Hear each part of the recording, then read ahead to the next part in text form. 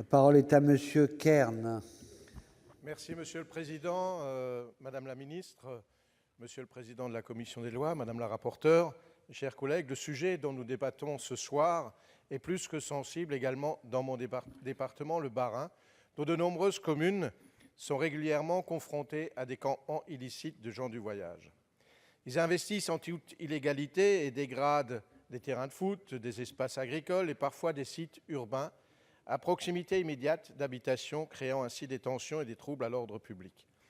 La création des aires de grand passage, dont le déficit de fonctionnement est à la charge du contribuable local, n'a pas empêché ces comportements.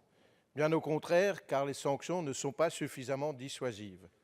Face à cette problématique de plus en plus prégnante, la majorité sénatoriale, à travers le texte de notre collègue Loïc Hervé, a pris une heureuse initiative pour, d'une part, soutenir les communes et leurs groupements dans leur mission d'accueil des gens du voyage, et d'autre part, renforcer et rendre plus effectives les sanctions en cas d'installation illégale en réunion sur un terrain public ou privé.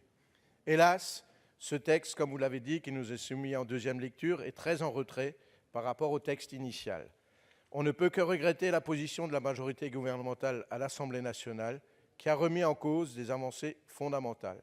Je pense en particulier aux dispositions qui auraient permis à la fois de faciliter l'évacuation des campements illicites, de renforcer les sanctions en cas d'installation en réunion et sans titre sur un terrain, et de condamner les auteurs de dégradations commises à cette occasion. La proposition de nos collègues visant notamment à rétablir l'article 5 pour empêcher les sauts de puce, évacuation suivie d'occupation d'autres terrains à proximité, aurait toute sa place dans cette réforme. Mais comme le dit le proverbe, un tien vaut mieux que deux, tu l'auras. Aussi, je me rallie à la recommandation de voter la proposition dans sa version transmise par l'Assemblée nationale. Nous n'aurons pour autant pas dit notre dernier mot. Nous initierons de nouvelles propositions pour contrer les occupations de terrains non prévues à cet effet, mais pour l'heure, il est nécessaire de donner des outils aux maires qui sont dans une position d'attente très forte.